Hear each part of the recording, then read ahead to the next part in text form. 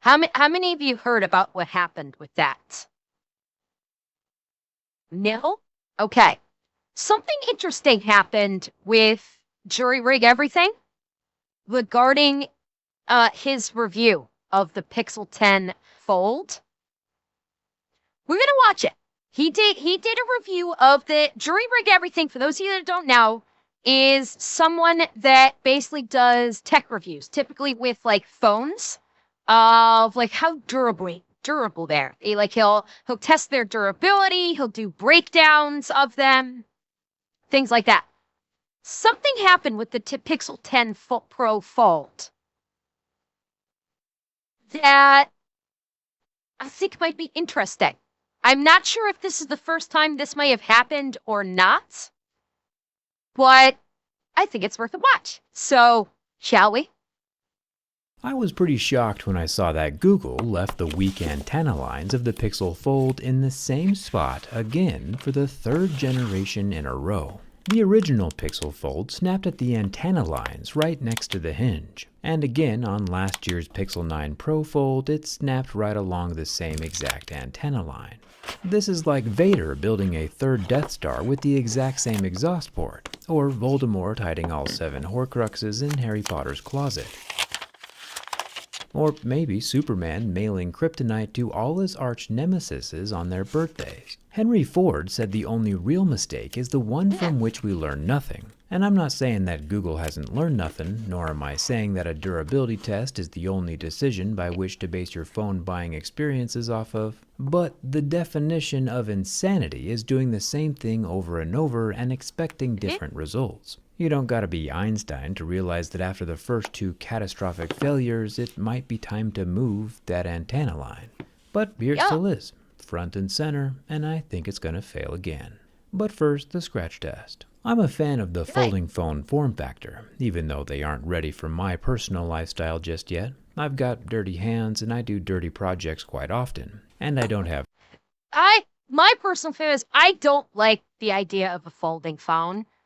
I for the average person, like the way that they use and carry their phones, I think the folding phones, just like the fact that they fold in and of itself is a weakness, a big weakness. Like there is too high of a possibility of failure with folding phones.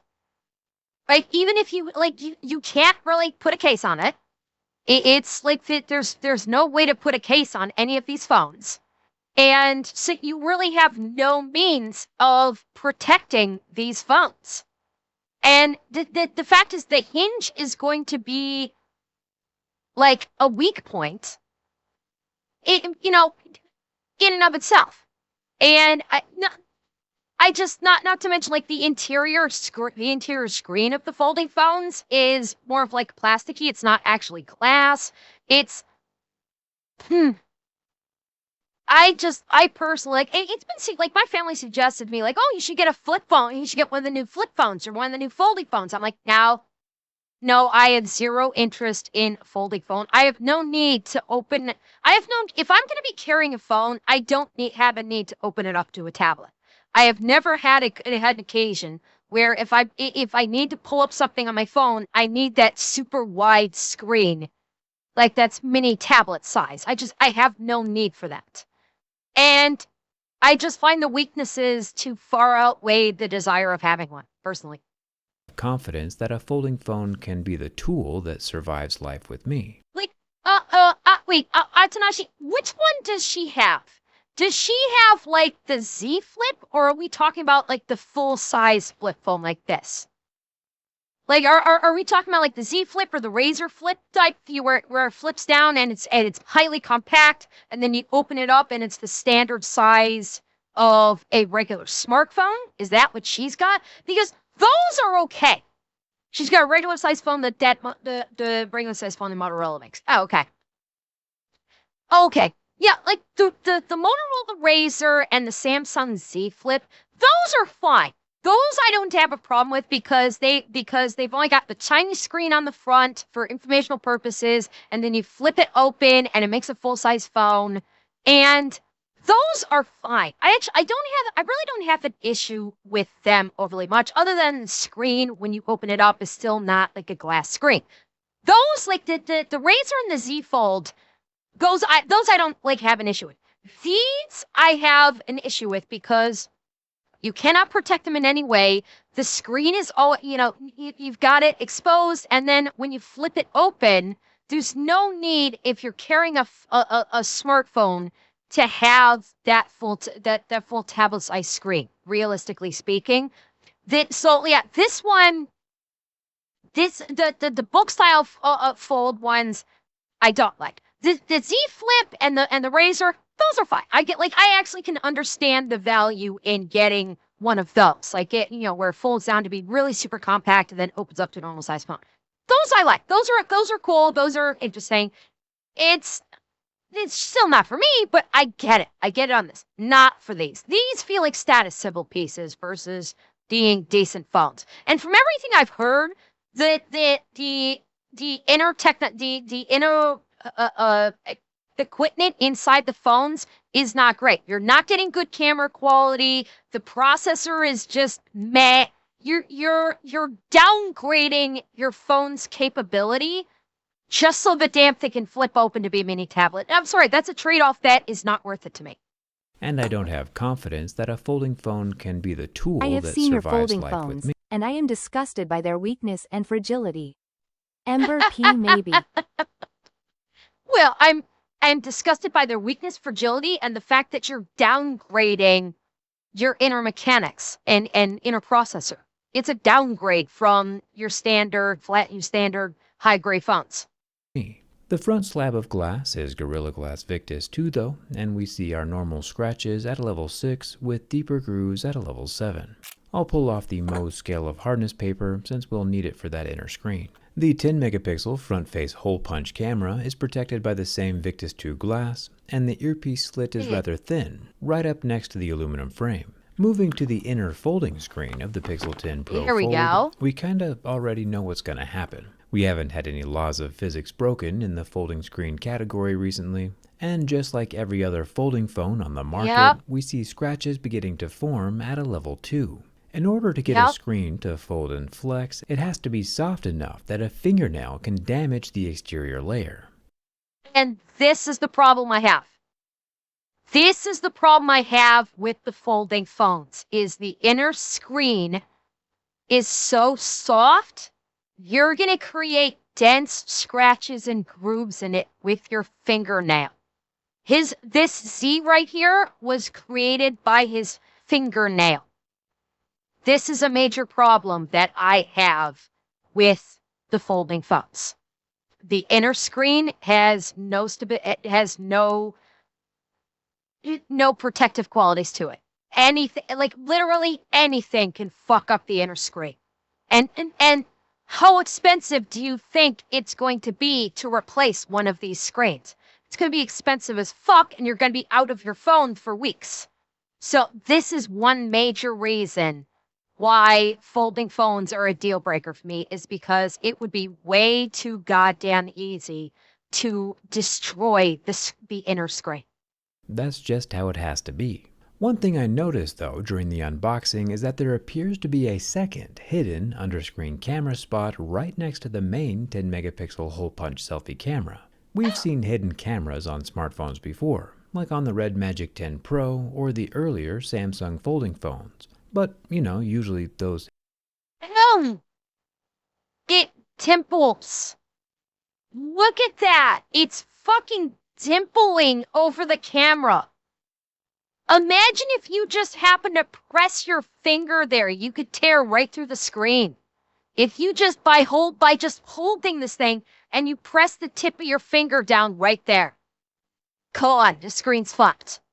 Usually those hidden cameras are disclosed. We'll have to take a closer look during the teardown, but either way it has a soft layer of scratchable plastic over both the underscreen sensor and the 10 megapixel hole punch selfie camera.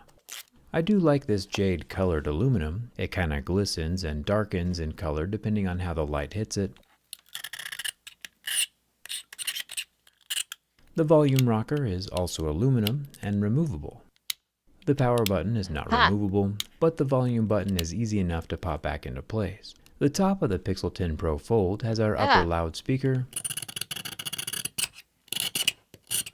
multiple microphones, and our SIM card tray. The metal tray has a black rubber ring around the opening to help with the IP68 water resistance rating. This is the first folding smartphone that is both rated for water and dust resistance. We will obviously put that dust spec to the test here in a sec. And of course, we still have the two antenna lines up here that we've come to know all too well over the past 2 years. The left side of the phone, while open, does not have any buttons on it. The bottom of the phone has our lower stereo speaker, 30-watt USB-C port, and our microphone hole. If you notice, this is the all actual not microphone unexpected. hole is much smaller than the exterior microphone opening. This is to make sure no hardware gets damaged if someone accidentally puts their SIM card removal tool in the wrong hole. You won't be able to damage the actual microphone or the waterproofing inside. That's nice, I guess. The spine of the 10 Pro Fold is unbranded. There are no gears inside the hinge this year, and I'm sure we'll see the inside soon enough. On the back of the phone, the Pixel 10 Pro Fold has a light sensor in the upper left corner of the camera plateau, then a 10.5 megapixel ultra-wide camera in the upper right side. The 48 megapixel main camera is on the bottom left, and the 10.8 5x telephoto is in the bottom right corner. Also, Brevin, how does he afford these? Years upon years of doing these. His videos are very popular. So he gets a lot of views, which means he gets a lot of ad revenue off of these. And so his channel has just grown and grown and grown over the years. And he obviously uses the profits from his channel to buy the products. And yes, exactly right, Janito. They are tax write-offs. Every phone that he buys for the video, he can write off on his taxes. Surrounded by the same anodized aluminum material as the phone body. The only branding on the exterior is the shiny chrome letter G on the back. Zooming in close, you can see basically a perfect placement of the soft touch glass etching around the G silhouette. Very nice attention to detail. I'm worried about a few other details on the phone, but we'll get there soon enough. Google said that this year's 10 Pro Fold is the first folding phone to ever have an IP68 dust resistance rating. The 8 has to do with liquid, but the 6 part of the rating means that the phone is essentially dust-proof, since the number 6 is as high as the rating scale gets when it comes to dust. And yeah, the screen is probably dust-proof, but unfortunately for Google, I can conclusively say that the Pixel 10 Pro Fold hinge is definitely not dust-proof. The crunching of the dust that is now inside the hinge sounds pretty disturbing. And yeah, the Samsung folding phone sounded pretty much the same after dust was dropped into their hinges, but And therein lies another big problem. There lies a big problem. How many people that take their fold phones to the beach or take them out into anywhere, you get a little bit of sand or a little bit of dirt in that hinge, you're fucked. You're absolutely fucked. Like, not even like obviously he went to the extreme. By being in your pocket, you could get like pocket sand or pocket dirt into the hinge. And if you don't clean it off before you open it, you fuck the hinge. That is another big problem that I have with folding phones. It's just their durability, unless you're planning on basically carrying it in like a suit jacket pocket or in a briefcase all the time. It's just not. It's way too easy to fuck your phone up. It's just like it's way too easy to just screw up either the interior screen or the hinge. Inside the hinge sounds pretty disturbing. And yeah, the Samsung folding phone sounded pretty much the same after dust was dropped into their hinges, but they also never claimed to be dust-proof. I've been doing these durability tests for more than a decade now, and Google has to have known I was going to check on their claim. This is kind of embarrassing. The inner 8-inch Super Actua flex screen lasted about 15 seconds under the heat from my lighter. This time around, we don't see any melted plastic on the surface, but the pixels are very much dead from that flame. The exterior 6.4-inch 3000 nit display fared much better under the heat and lasted a good 25 seconds without any visible damage. Speaking of damage, Google says this 10 Pro Fold can handle 10 years worth of folding. That's a decade. Really? But they don't give an exact number of folds that it can withstand. And yeah, sure, if the phone is only folded in a vacuum, it'll probably be just fine. But here in the real world, where people sit on phones, book bag squish phones, and little kids exist, the Pixel 10 Fold just ain't gonna make it. Having the audacity to call the Pixel 10 Fold extremely durable during their launch event, while not changing the antenna line locations from the previous two versions that catastrophically failed, is an insult to tech enthusiasts everywhere. This catastrophic failure was entirely predictable from 730 days ago. For sure, hype up the phone, but don't lie about it being durable if you didn't change anything to make it more durable. Google tried nothing to beef up the structure, and they're all out of ideas. Not only is the antenna line broken up at the top, but it looks like the two antenna lines along the left side are also bent. This is by far the weakest folding smartphone I've ever tested. And it gets worse. Straightening it back out for round 2, the battery decides it's had enough. Hello! Spicy Pillow just said, fuck this shit, I'm out! Ew, fuck! Holy shit!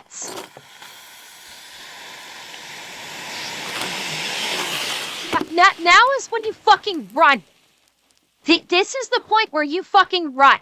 Surprisingly, in the decade that I've been durability testing phones, I have never had a smartphone explode before. The Pixel 10 Pro Fold is the first phone to... God, look at the expansion on that battery. Holy fuck, look at the expansion. You can see it in there. You can see the battery puffed up. Look at that. And no, there is no extinguisher for it. There is nothing. You could maybe try to use a CO2 extinguisher to minimize any flames. But that's the thing. With lithium-ion batteries, you can't put them out. Yeah, Revan, that's a bit. You basically have to drop the fucking thing in a water and not in a jar. Literally just drop it into water and leave it there for like a fucking week. And that's it. Not even, I don't even think sand giggle fingers, literally submerged in water and leave it there. You can't actually extinguish a lithium ion fire. You have to just let it burn itself out. That is why with electric cars that catch on fire, fire departments will literally just put it somewhere, like drag the car somewhere safe and just let the thing fucking turn. Because you cannot put them out. It's not possible to put out a lithium-ion fire. The Pixel 10 Pro Fold is the first phone to go up in smoke. Thumbs up for thermal runaway, I guess. Jesus. And for sure, this is definitely an extreme test, but I've also subjected every mainstream smartphone made in the past 10 years to these exact same tests. That has never happened before. And this is the first time I've ever had one fail so spectacularly to the point where my fire alarm is going off. Just something to think about. Don't put an open Pixel 10 Pro Fold in your back pocket or your buns could get toasted. I don't even think I really have to say it, but the Pixel 10 Pro Fold fails my durability test catastrophically. We still need to check on that hidden camera though under the pixels on the folding display, so the teardown must continue. If you're interested in fixing stuff, I'll have my own folding premium portable toolkit linked in the description. He's still doing the teardown. Folds than the Holy Pixel shit! Fold. You can see what's left now of the crispy battery layers. The pouch-style lithium batteries are made up of long sheets of foil that are wrapped around each other. The electrodes are separated from each other in the pouch, obviously so they don't short out. But since my phone physically fractured along the antenna line, we must have pinched the layers of the battery together, causing a short circuit, which immediately dumps all of its energy into a self-accelerating, uncontrolled thermal reaction, at least until there is no energy left inside the layers to react with.